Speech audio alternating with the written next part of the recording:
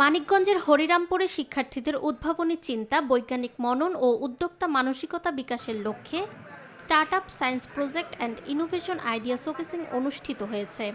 বৃহস্পতিবার বেলা 11টায় উপজেলা পরিষদ হলরুমে মাধ্যমিক ও উচ্চশিক্ষা বিভাগের অধীন সেকেন্ডারি এডুকেশন ডেভেলপমেন্ট প্রোগ্রামের আওতাভুক্ত এডুকেশনাল এক্সিলেন্স সাপোর্ট স্কিমের উদ্যোগে এ অনুষ্ঠানের আয়োজন করা হয়।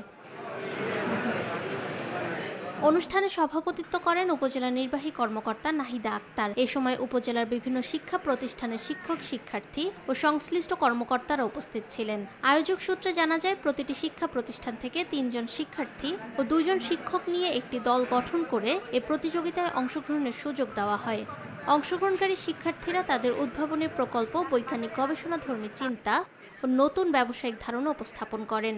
আমরা নাগরিকদের যদি একটি ভালো পরিবেশ দিতে চাই, তাহলে আমাদের প্রধান নগরীগুলোর পাশে পরিকল্পিত ছোট ছোট শহর তৈরি করা উচিত।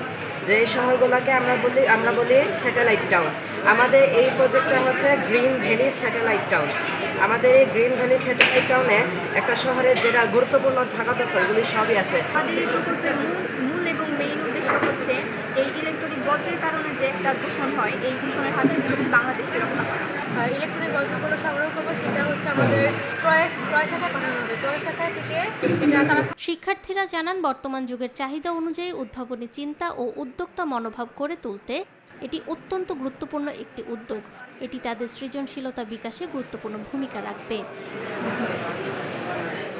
প্রতিযোগিতা শেষে সেরা শিক্ষার্থী ও শিক্ষক নির্বাচনের মাধ্যমে বিজয়ীদের পুরস্কৃত করা হয়। অনুষ্ঠানে বক্তারা শিক্ষার্থীদের বিজ্ঞান মনস্ক ও উদ্ভাবনী চিন্তায় উদ্বুদ্ধ করার পাশাপাশি ভবিষ্যতে আরও বৃহৎ পরিসরে এ ধরনের কার্যক্রম আয়োজনের উপর গুরুত্ব আরোপ করেন। নিরপেক্ষ, সত্য প্রকাশে আপোষহীন।